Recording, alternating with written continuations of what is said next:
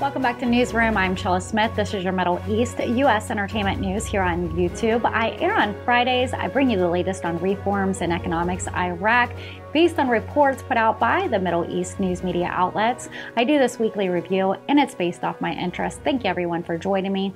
Last week we talked about Iraq's elections of the newly seated president, his first week in office, NATO, tax deposits, and food securities of Iraq. And we're hearing today that the new Prime Minister Commander-in-Chief of the Armed Forces, Shia'a Al-Sudani, arrived today, Friday, at the government's palace to receive his duties, according to Magazine News. Newsroom would like to congratulate him from all of us. Let's take a look at this week's headlines. Baghdad Magazine News reports the source told Magazine News that the Sudanese will officially take over government duties from the former Prime Minister Mustafa al-Kazimi this afternoon to start holding the Prime Minister's first meetings with the members of his government. It is noteworthy that the Iraqi parliament granted confidence to the government of Shia'a Al-Sudani with passed votes on his cabinet yesterday. Baghdad Magazine News reports Taif Sami assumes her positions as Minister of Finance in the government of the Prime Minister Shia'a Al-Sudani, and the ceremony of handing over the financial portfolios were carried out by the Minister of Finance, Hayan agency at the minister's headquarters, and the House of Representatives voted yesterday evening, Thursday, to grant confidence to the government of Prime Minister Shia'a Al-Sudani as things look to be moving forward in Iraq. And according to a reading by Al-Haman on Thursday, the United Nations, the United States, Britain, Germany, and Iran welcomed the new Iraqi government headed by Shia'a Al-Sudani, who received the confidence of Parliament by a majority to succeed the government of Mustafa al-Kazimi. The United Nations Assistant Mission for Iraq, UNAMI, says in a statement that it welcomes the Iraqi Parliament granting of the confidence of the new government headed by Shia'a Al-Sudani, renewing the firm commitment of the United Nations to support the Iraqi government and the people. The mission indicated that the new government faces many serious challenges that require decisive action, and this will include addressing systematic corruption in Iraq, implementing much-needed reforms, and providing appropriate services to all citizens.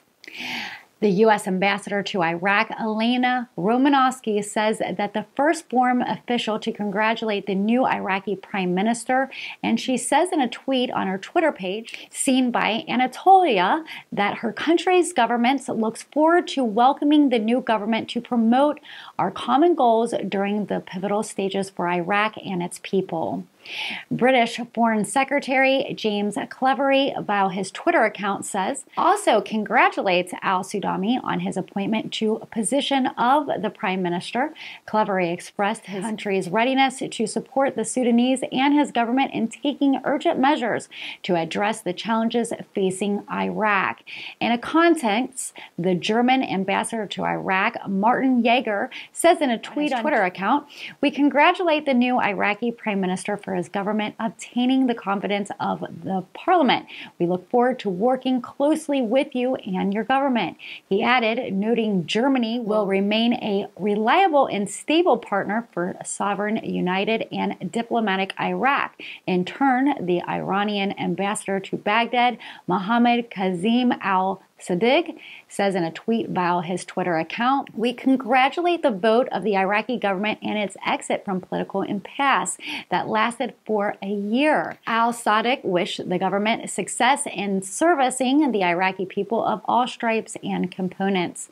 And the ministerial curriculum, which was distributed before the parliament session, was held to give confidence to the Sudanese government on Thursday, stated that the programs include strengthening Iraq's relations with countries on the basis of the principles of mutual respect and common interests, especially with the neighboring countries, the Gulf Cooperation Council, and the Arab countries, and not allowing Iraq to be a corridor as a base for attacking other countries and asking other countries for their reciprocity reciprocity.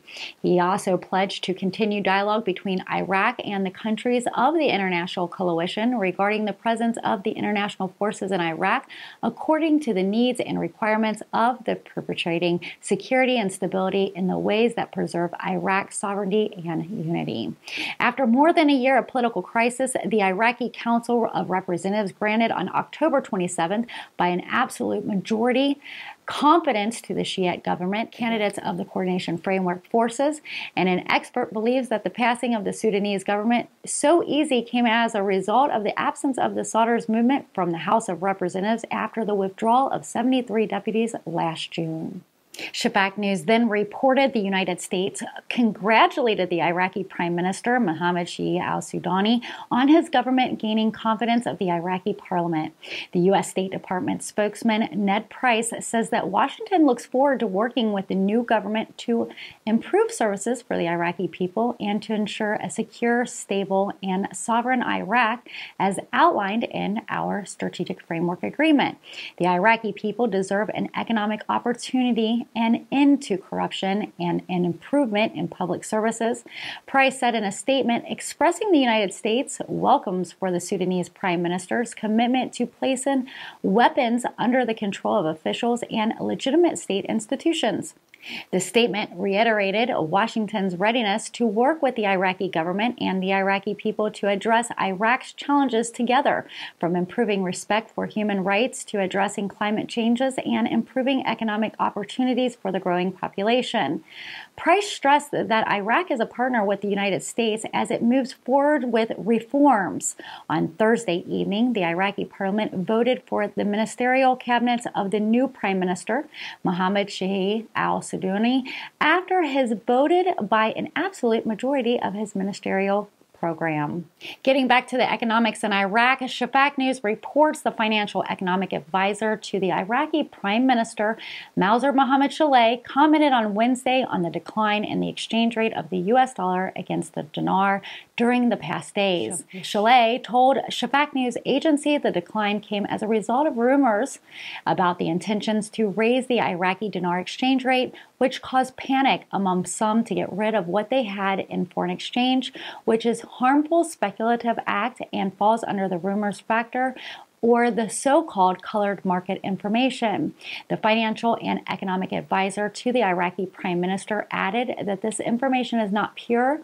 The goal is to buy dollars at a cheaper price from those holding affected by the impure colored information in order to achieve profits or quick gains. The exchange rate of the dollar in the Iraqi markets have decreased since last Wednesday until the main exchange rate amounting to less than 145,000 dinars for every 100 $100. Specialists by Shafaq News Agency attributed the decline in the dollar price in the Iraqi markets to rumors and speculators, and explained that the rumors circulated about the new government's intentions to reduce the price of the dollar and possibly of returning it to its old prompt citizens to sell their dollar banknotes, which led to the occurrence of large supplies compared to the demand in local markets. On Wednesday, a member of the Parliament Finance Committee, Norman Marov, confirmed that the Central Bank of Iraq has no intentions of changing the exchange rate of the dollar against the U.S. dollar. Earlier, a number of members of the Iraqi Council of Representatives demanded the inclusion of votes on restoring the exchange rate of the U.S. dollar against the Iraqi dinar to its previous official rate. It is noteworthy that the Central Bank of Iraq on December 19, 2020, officially announced that the amendment of foreign currency exchange rate, the U.S. dollar, to be 1,450 dinars instead of 1,200 dinars for every $100, according to the state general budget for the year 2021, approved by the House of Representatives. As a result, according to specialists, the annual inflation in Iraq has risen significantly, so all the prices of materials and goods in Iraq's markets have risen, which has sparked a wave of strong resentment among the popular circles, as well as the objection of some interest in the economic affairs. And you've been watching Newsroom Weekly Review. I'm Chella Smith, your Middle East, U.S. entertainment news on reforms and economics Iraq. I bring you the latest Dinar news without having to keep up with all the different outlets. I'm here on YouTube every Friday, so make sure those notification bells are on. Don't forget to subscribe, and if you like my content, give me a thumbs up. I'd like to hear your comments on Iraq's newly seated government. You can put those in the comment section below. Thank you, everyone, for all your kind support, your prior comments, and your shares. Have a great weekend, everyone. I'll see you next Friday. Take care.